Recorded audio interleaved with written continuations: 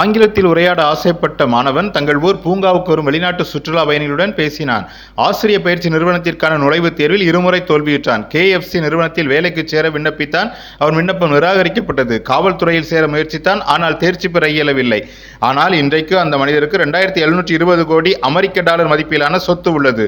சீனாவை சேர்ந்தது அலிபாபா நிறுவனம். உலகத்திலேயே பெரிய ஹோல்சேல் மார்க்கெட் பிளேஸ். இது ஜாக்மாவால் 1999ஆம் ஆண்டு ஆரம்பிக்கப்பட்டது.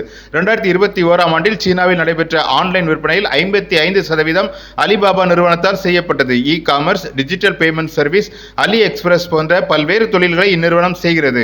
சீனாவின் மிகப்பெரிய பணக்காரரான ஜாக் மா 1964ஆம் ஆண்டு செப்டம்பர் 10ஆம் தேதி சீனாவின் சீஜியாங் மாகாணத்தில் உள்ள ஹாங்சூ என்ற இடத்தில் பிறந்தார்.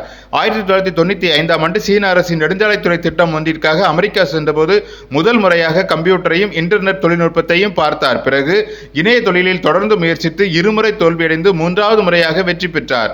வேலைக்கான விண்ணப்பம் நிராகரிக்கப்படுவது தோல்வியல்ல, அதுவும் வெற்றிக்கான ஒரு படியாகும் என்று நிரூபித்துள்ளார் ஜாக் மா.